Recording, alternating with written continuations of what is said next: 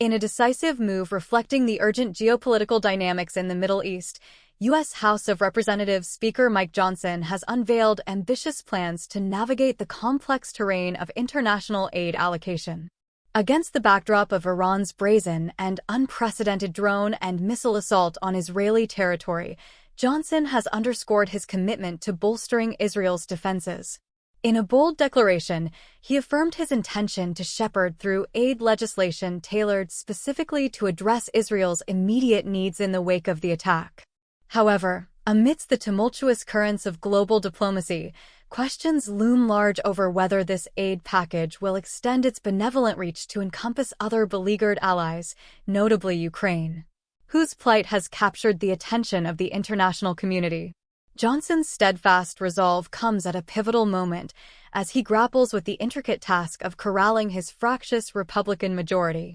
Recounting the trials and tribulations of past endeavors to secure stand-alone aid for Israel, Johnson acknowledges the formidable challenges ahead. Undeterred by setbacks, he vows to redouble his efforts, signaling a renewed push to shepherd the proposed aid package through the corridors of power in Congress. Yet, as the intricate details of the aid package begin to take shape behind closed doors, the contours of its scope and scale remain shrouded in uncertainty. The gravity of the situation has not escaped the attention of other key figures within the Republican hierarchy. House Majority Leader Steve Scalise, assuming a posture of unwavering solidarity with Israel, asserts the imperative of holding Iran and its terrorist proxies accountable for their belligerent actions. However, the absence of concrete specifics regarding the proposed legislative response leaves room for speculation and conjecture.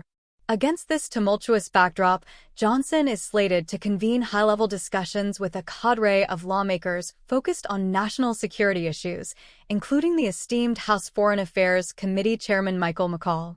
As the specter of open warfare between Iran and Israel looms large, these deliberations take on heightened significance, serving as a crucible for shaping the contours of U.S. foreign policy in the region. The recent escalation of hostilities has precipitated a flurry of diplomatic activity, with voices from across the political spectrum urging swift and decisive action. The White House, along with prominent figures in both the Democratic and Republican camps in the Senate, has issued impassioned pleas for Johnson to expedite the passage of a comprehensive aid package. This bipartisan appeal underscores the gravity of the situation and the imperative of standing in solidarity with allies in the face of external aggression.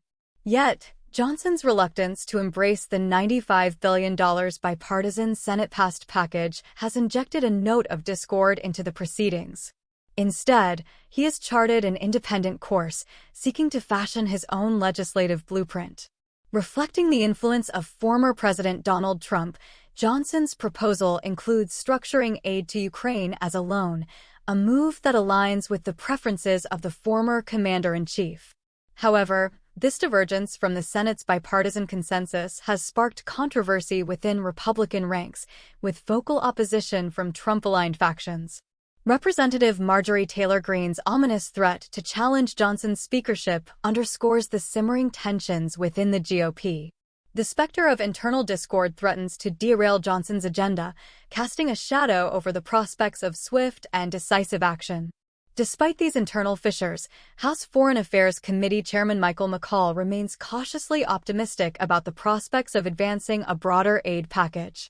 While stopping short of committing to a definitive timeline, McCaul expresses a preference for expeditious action, underscoring the urgency of the situation. As the wheels of diplomacy continue to turn and the fate of the aid package hangs in the balance, Johnson finds himself navigating treacherous waters. The convergence of geopolitical rivalries, partisan politics, and strategic imperatives has imbued the proceedings with a sense of gravity and import. In the crucible of crisis, the true test of leadership lies in steering a steady course through the storm, guided by the imperatives of national interest and international solidarity.